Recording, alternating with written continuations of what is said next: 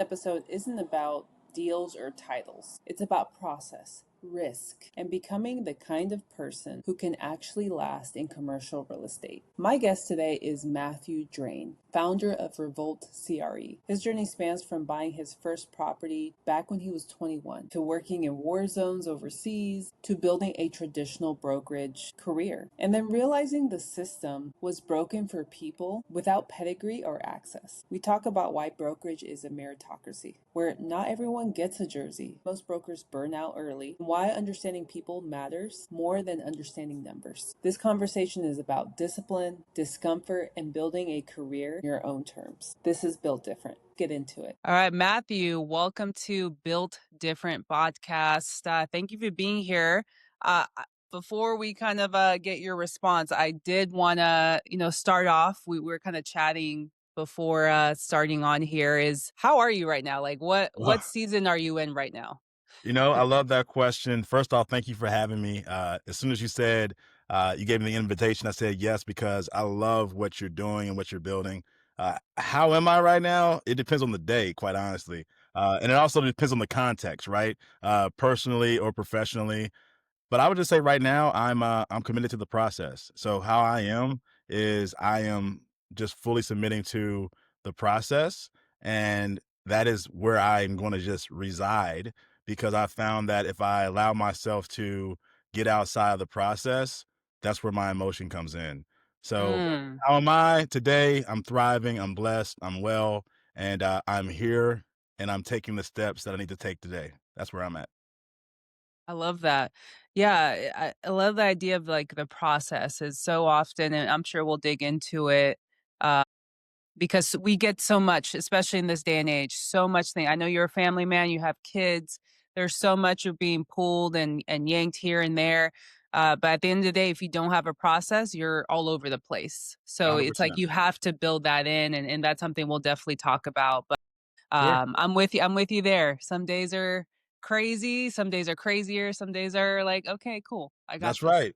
That's right. And you know what? We take them all. That's the blessing of having another day is whatever we're given, we have to take it because someone didn't get that chance. So Mm. Okay, already preaching pretty early. I hey, I'm see just you, saying, Matt. I'm preaching to myself. I gotta Right. talk, I gotta speak that existence into myself. There you go. I got you. So I want to, we'll touch base on like revolt and everything, but I love to understand the human being because being in the business that's very transactional, very big on like volume, numbers, like we're human beings at the end of the day. Like, so before real estate, like who were you? Yeah. You know what? I would like to think that I'm still somewhat the same person, right? I still, Mm, even though I'm 43, I still view myself as, an ambitious kid who is looking around me and seeing a world where there's people doing things that I always thought was really cool. One of those people was my father, so mm, he was one of the first people that turned me on to real estate. So I'm a young, ambitious, avid learner who is not afraid to take action and take mistakes. And I look at that in terms of my upbringing. I think part of my success, you mentioned there's always the people. When I'm training someone on commercial real estate, I always remind them that you have the people and you have the property. And the mm, moment that you start to forget about the people is when you typically lose out on the opportunity. So I like people. I grew up in a middle class environment, neighborhood, two-parent household, but I had access to and I often had mixed experiences. So I went to private school for high school, but I started out in public school, inner city of Cincinnati, Ohio. So I always had like this, two, this bifurcated existence, right? Of private school, middle class, upper class existence, but access to relationships with, people from, the other side of the tracks. And I think mm, that core upbringing is what has allowed me to step into rooms, conversations, and spaces and feel extremely comfortable anywhere I am. I've used this, and it's not the most professional analogy, but I could wear the same suit to church on Sunday, the strip club on Saturday night, and the boardroom on Monday, and that's just kind of like how I've always been able to kind of just adapt to my audience. And Mm. the most important part of that is it's always been authentic and genuine. Like I'm not putting on a show or a front. It's just the collection of experiences that I have, including travel to 39 countries, had just given me that type of, energy. So I don't know if I answered any of your question, but I think a big No. part of who I am is just the experiences and the places I've been, you know? Yeah. There's a few things that stand out to me. One is adaptability, being able to kind of camouflage your way in, and it's something I think is very underrated. You know, given me, I've been in real estate, but entering the commercial real estate world, it is a different world. Very bro, buddy, buddy. I mean, you have lineages, and so you're talking to people that are just different. You know, coming from me, like I'm a um first. Both my parents were immigrants, first generation, and you know, I wasn't raised necessarily, you know, I was raised well, but in like somewhat lower middle class. And so you do learn how to camouflage of like, okay, with this kind of group, you know, I can kind of be a little looser, Right, right? right. And this one, you know, I can still be myself, you know, and I think that authenticity is needed in this industry. It's not, you don't see that enough. And so that's where I feel like there's so much opportunity because there has we haven't really had that opportunity over the last however many years, and now we're in this position to do that. The other thing that stood out was traveling in that perspective, going to 39 countries. Like, you're going to learn something, and Yeah, that's if why. nothing else, you're gonna have a different appreciation for yourself and for And life, where right? you live, like your family. Yeah, I remember too, like, I always recommend this to anybody, who I speak with is like, get out there. Like, there's so many people that never leave their town, and that really limits like your mindset and like what is possible. And so by expanding your like traveling, I feel like it's not just like your vacation and stuff. Those are great, but it really expands your um mindset of like, wow, I like the how you greet people, how you connect with people, the cultures, all those things. I'm sure all that kind of tied into, you know, you growing up and becoming like who you are. But like, what was what was that moment where you were, and I don't know to what extent where you got into, you know, brokerage and stuff like that, but like where you're like, I need to change something in my life, or like there's something that needs to like something clicked for you. Absolutely. So that moment, I always wanted to be in real estate, right? So I bought my first house when I was 21. Like many people, I started out with single family investment. I'm 43. I grew up with the Carlton sheets, cassettes and videotapes and all that stuff. I read Art of the Deal when I was like in high school. So I was always like a deal junkie. But Yeah. I think the light bulb went off when I was 23, somewhere around there. And at that point, I was starting to find my professional stride. And my professional stride at the time was I was a management consultant. So I was traveling the world, selling management consulting services and like surveys literally in war zones. So I spent 9 months in Baghdad during the surge. So in 2006, when a lot of my friends Wow. were, having a great time, living it up. I was literally dodging incoming mortar fire in Baghdad with General Petraeus. Like it was the wildest experience, but at the same time, that was very eye opening because it also was the catalyst for my international travel. Prior to going to Baghdad, I'd only been to Mexico and Canada, and I had an opportunity. I was young, ambitious, no fear, and I volunteered to Sure. go to this war zone. And the reason I did it was because I had a thirst for adventure, but I also saw a financial path to make six figures tax free and just stack bread. So I took that opportunity, and that's where I started to connect the dots between take risk. The next risk that I took following Baghdad was to sell a condo that we owned in DC and go 100% commission to build my real estate business. So risk and the willingness to take risk paired with, some strategy and calculation on that risk in my mid-20s, that was the tipping point and kind of the light bulb moment.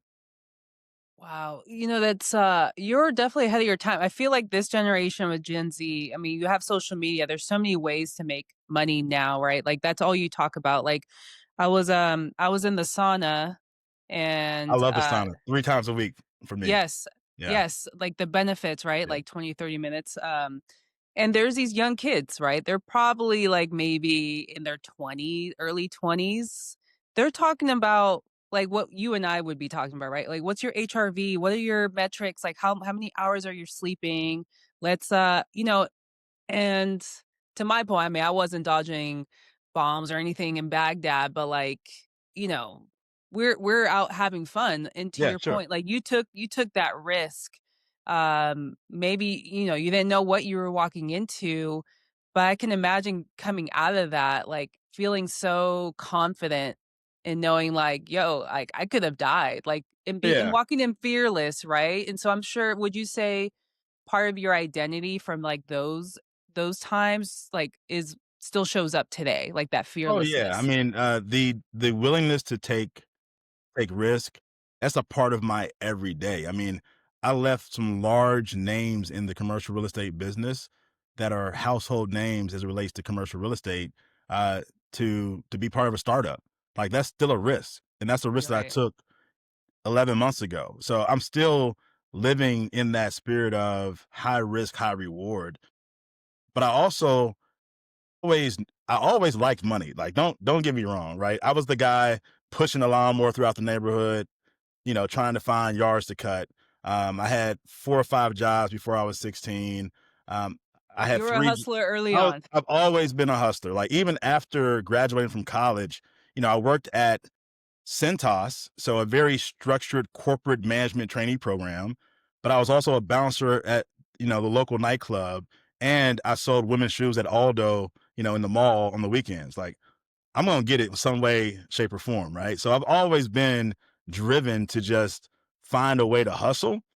But as I got older and more mature, that's where I realized that people were hustling in a totally different way. Mm, And coming up, in my upbringing, my mother and father, they were my father completed college, my mother did not. They both worked. My mom was a banker. So I grew up in a household where we talked about money, but it was always around like the frugality, around money, like saving. My dad, he was a business owner and an entrepreneur, but I started to see that there were different levels of like that game. So that yeah. became a personal calling to me, which was my parents gave me an opportunity. They sent me to school. I went to what is now the top private school in Ohio. Shout out to Seven Hills, right? So I got a great education and foundation. So I always felt like it was up to me. And maybe that's the oldest child or the oldest son pressure of like, all Yeah. right, they gave me this, I now need to take it to that next level. But I've always been on that mode. So I don't know. Uh, and I think clearly it's they do say there's those onto you kind of know everyone kind of has a similar backstory of like I was out selling lemonade or I was out hustling this and that. I think this proves to me that not everyone is born to do entrepreneurship or take those risks. And those that have like they kind of have a blueprint, so to speak. And I think that's why your story is so captivating because I mean nobody takes out those kinds of risks of risking their lives. You kind of knew that going in, and yet you did it anyway, right? And so it's that identity that carries over. And I want to transition into Revolt CRE and like what you've created. You talked about 11 months ago taking that risk. Like what, like talk to me about like where that idea came from. We were kind of talking about it backstage, Yeah. but like So how so that kind of yeah, the was short created. story is I started out 13 years ago with a very traditional path in commercial real estate. I was trained by Marcus and Millichap. I grew a business from zero to about $600 million in transaction volume, built a team of 4 advisors or agents that built market share in Hampton Roads, Virginia. For every 4 buildings that sold, we were at the table on at least 1, maybe 2 of those deals. So I grew up in the business, trained very conventionally. And I then was blessed and promoted to lead teams and be a market leader and to run a P&L of say 20, $22 million and to do $1 billion in sales annually by leading teams of people that, again, did the business very conventionally. They represented sellers, they were listing agents, they sold buildings, and we did a lot of business. And what I realized in that experience was most people that I worked with, they had a very similar profile. And the gatekeeper between someone that wanted to be in the commercial real estate business and those who were in the business was often someone like myself, who was a hiring manager at a company like CBRE, Marcus and Millichap, Colliers, Matthews, you name it. Right. That was like the process. You had to go through kind of like the old guard, and someone had to believe in you. All right, before we jump back in, I just want to say this. If you're an owner or investor listening and you've ever wondered what your property is worth or what options you actually have in today's market, that's something I help with every day. I'm an industrial broker based out of Florida, and I offer complimentary valuations and strategy conversations. No pressure, no pitch. You can reach out to me directly via my email, gladia@industrialstoragebrokers.com, or DM me on Instagram @TheRealGladia. You'll find my info in the show notes below. All right, let's get back into it. So I was fortunate that someone took a chance on me. I was not Ivy League educated. I was not, the pedigree of someone that they would say, yes, that guy should be a broker. And I realized that there were a lot of people that looked like me who never got that phone call. And more so, there were a lot of women who, because of just hiring bias, never even had a conversation and therefore never had a path to even go into the business, Right. which at its core is the purest meritocracy that you could imagine. Brokerage, commercial real estate sales, it is purely merit based. Yeah. But not everyone gets a jersey and makes it on the field, right? So that really was after 12 years of seeing how everyone else did the business.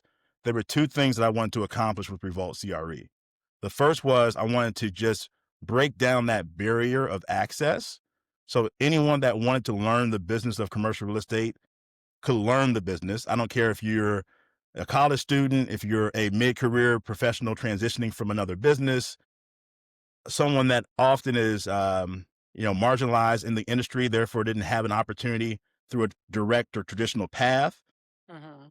A stay-at-home mom, like whoever wanted to learn about real estate, I wanted to be the one to kind of like show you how. And then number two, I didn't believe that they had to go through the same path that I went through to actually have a business and have a shot at earning money in our field. So I wanted to train, but I also wanted to give access to and a path to the industry for anyone that desired a path. So those are the two things that I set out to accomplish. And I found partners, firms that saw the value in what I bring in terms of training. And I also now have a partner in my brokerage in which, I have interest in, and we're growing and expanding that operation to help Revolt fuel and drive the brokerage that we've now built that in our first 11 months have done $100 million in sales and 34 transactions. There again goes my background and my experience, which is putting people first and finding the people and the partners that have a shared vision to allow me to reach and accomplish my goals. Yeah, that's amazing. I'm so happy to hear and proud. I think when we connected, I think you had just barely started, and I didn't even have my license then either, so I kind of was figuring out what I wanted to do.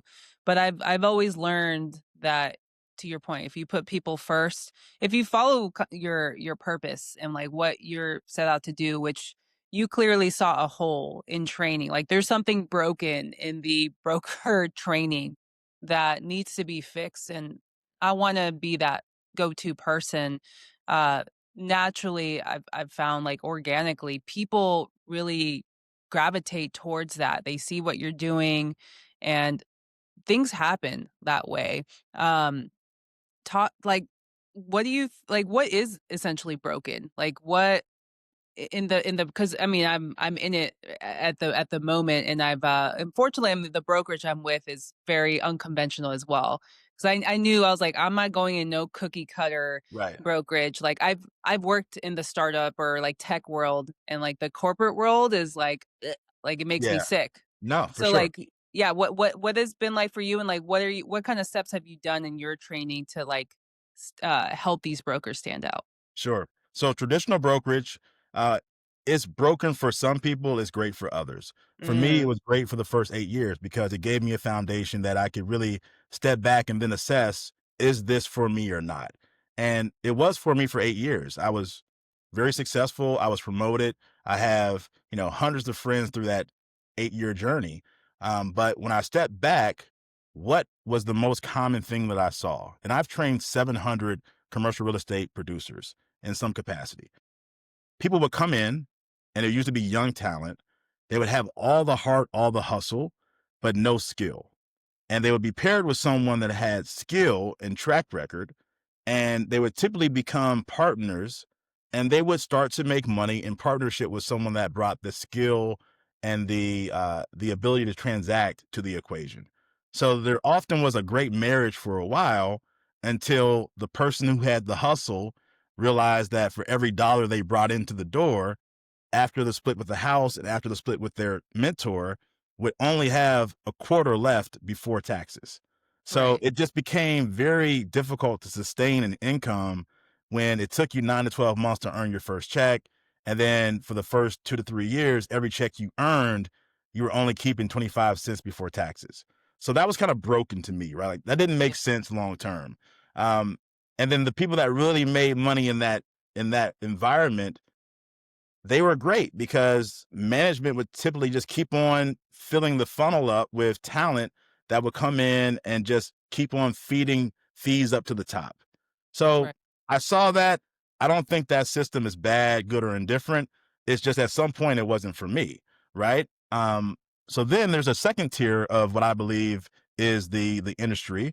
That first tier are a lot of the big box firms. They all right, operate in a very similar way.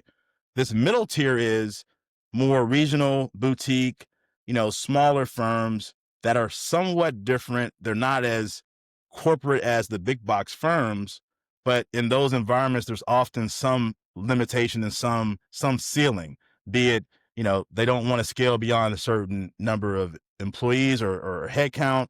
They don't desire to expand beyond a certain product type or region. So there's still some constraints there in that second tier of brokerage platform. And I feel like at the other end, there's often residential firms that aren't truly built for commercial, but right. that sometimes transact in that space. That wasn't for me either because I've always been a commercial broker.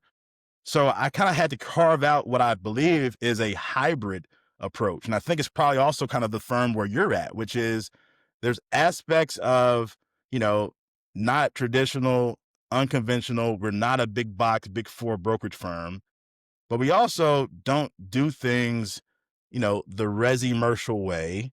We're somewhere in between, and we're very entrepreneurial, which means we can kind of shift and be nimble and adjust as the business, presents itself. And Right. that's what I found with Verdi, the firm that I'm at right now. And I kind of have helped build a culture and build Verti to fill that gap, which is you don't have to come from a background of commercial real estate, but you do have to hustle. We're going to be more entrepreneurial and do things a little bit differently than the big box firms because we can. And with technology, we're going to find ways to optimize, a lot of the inefficiencies that just are inherent to our business. So that hybrid model is where I think the firms of tomorrow will thrive because they're kind of taking the best of a lot of different worlds and then on the fly building the plane as we're in the air. And Mhm. that's what I'm up to right now. And I think if you look around the industry in terms of the market opportunity, if you're still doing business the same way that you were doing it 10 years ago, you're probably missing out and you're probably not going to be in business the next 10 years. So innovation, creativity, and adaptation is a big part of how the firms that I see who are thriving, they're doing one of those three or four things. Yeah, I love that so much. I think coming from the wholesaling background as well, ties in, and there's always been a clash, right, between the brokers, agents, and wholesaling community of like you can only pick one lane, like you can't do both. And it's really because agents and brokers were hating on wholesalers because they were I making didn't more know what a money. wholesaler was until 3 years ago. Like, no exaggeration. 4 years ago is when I finally took the glasses off, the blinders off, and said, "Oh, this is a whole thing." I didn't know what it was. And Right. honestly, I would have started out wholesaling before I came into traditional brokerage if I knew what it was. Mm. Yeah, and, like, I'm kinda curious because I mean, that's kind of the route, and I'm glad I did it the way I did, although it wasn't intentional, like, my plan wasn't like, "Oh, yeah." I was always like, brokers, agents, whatever, like, let me just do my thing," but I do see the importance of, being in the brokerage world as well. There's lots of, pros to that, like, what I know there's no right or wrong way, but, like, what is it about, like, the people that maybe started in brokerage first, to, like, take off those glasses. And I think a lot of it is just they didn't know any better, right? So Right. I wanted to sell apartment buildings. The only path that I was aware of was to work for a company where we represent sellers, and we had a fiduciary to represent the seller's best interest and help them list their property exclusively, go to market, create competition, and ensure that the seller got the highest price, the best terms, and certainty of execution. And that's nothing wrong with that process. But what I've learned through being open to other paths of deal structuring and sourcing deals is that it all really starts with a conversation with the owner. And sometimes the owner doesn't necessarily want the highest price, the best terms, and certainty of execution. Sometimes they have a challenge and a problem that they simply want solved. So I think why the big firms are at a disadvantage is because, from a legal and a liability standpoint, they have to have a hard stance on fiduciary. We represent sellers because they're big companies, often publicly traded, and that's just simply a legal risk that they don't want to take. So they have to have a hard line. I remember having to write a letter to like the CEO, CFO, and like four other people when I wanted to buy an apartment building. So Right, here I right. am, a broker who all day and night, all I do is, eat, sleep, and breathe apartment buildings. I see how people make money left and right.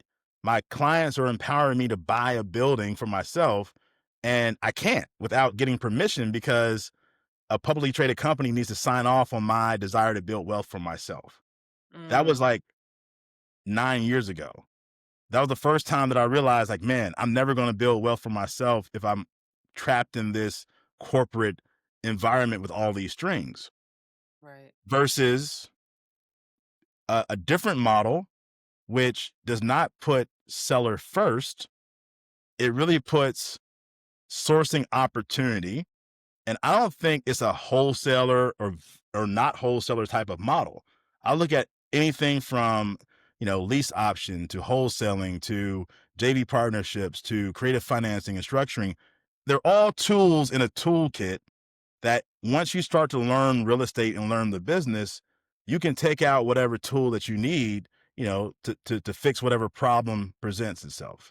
And I didn't learn all those other tools until I started to open my eyes up beyond one way, which is contact the seller, do a BOV or proposal, list a property, create a marketplace, and earn a fee. There's a Right. million different ways to earn money in this business aside from the one way that the majority of our industry makes money. 100%. I mean, I do think there's value in valuations, but I think in terms of like the direction you go, that's where you utilize those conversations to your point to listen on like, okay, what's their need? What why do they want to sell? Like really dig deep into understanding what their situation is. And then based off of that, it's like, oh, you want to sell it off market. Okay, that's let me go down this lane. We have a process here. It's instead of having one process, you have multiple depending on the situation. I think that's where the wholesale brain of mine from like the past like comes into play. I think the only thing is that people really have and it's so funny because I'll be on X and like all these other brokers love to like just complain about wholesalers and just say they're the biggest scum of the earth. I'm like, well, it goes both ways. There's brokers that Yeah, are terrible. There's for sure. wholesalers that are terrible. Yeah. But it's like at the end of the day, it's like we're helping somebody in need. They're happy. We're happy. Like let's just cut the chase there. And so I think one of the other things too, and like what I've learned with brokerage is it does take some time as well to like build up your pipeline and there and like burnout, right, is real. Yeah. 9 to Like 12 months anywhere else. is still kind of the fastest amount of time that you'll make money if you're doing traditional brokerage. Right. Exactly. So that's where, you do apply this knowledge and it really is knowledge. It's taking time to either join, Revolt or listen to YouTube videos or whatever, read books to gain that knowledge to kind of know what you have to do. But I think it's great having a program like yours where you have somebody that you can go to and be like, "Hey, I'm in the middle of this deal." Like how often do you run into that with your the people in your Quite a program? bit. So when I first launched Revolt, a big part of how I was marketing Revolt to the marketplace was I wanted to attract the individual who wanted to get into commercial real estate. So naturally, that gave me a lot of um, members who didn't really have a home. They were kind of lone wolves. They were doing their thing. They were residential agents that wanted to make a shift or a pivot. So early on, I had a lot of those one-off type of relationships and members who needed support on a deal by deal basis. Now, Revolt has transformed a bit into there are a lot of firms, let's say, that have fewer than 50 producers or fewer than 100 producers. And they don't necessarily have the budget or the desire to bring on a full time sales manager because that's a six-figure role. That's a 150 to $200,000, depending on the roles and responsibility, salaried position that most brokerage firms that have 50 or fewer producers don't necessarily have the budget for someone to have that full-time role. However, if you have 50 producers, all of whom are talking to owners of real estate day in and day out, you have 50 people who might need help navigating a transaction, who might need assistance on building a pipeline, who might need accountability on holding themselves accountable to a business plan. So Right. now where Revolt has kind of evolved into is we're more of a fractional consultant and or sales manager or market leader for smaller and mid-sized brokerage firms. So my 700 agents that I've trained throughout my career, the market leader position that I led, $1 billion in annual sales, that skill set, that that training, all the things that I learned in that role, I'm now able to lend out to smaller brokerage platforms on a fractional basis. So that's really how Revolt has evolved in the last 6 months. And we have relationships now with clients, family offices that are based in New York. We have firms that are regional, mainly in the Northeast. We have, large firms that have a presence in Florida. We are growing in that way because they see value in bringing someone like myself into their business. So that's where we are today. That's amazing. It's yeah, just kind of congrats on that success because I see it happening. I see I know a few people I think that are in that program, and I think yeah, the biggest is you saw a hole. You saw there was something there that needed to be that you knew you could fill in using your background. And I kind of wanted to transition as we kind of wind down here. Like kind of taking back to like maybe personal, like you've accomplished so much, you've done so much.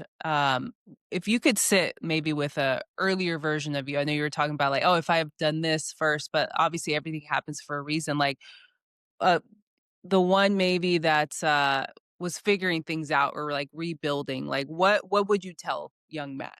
Yeah, so I would say stay curious, stay flexible.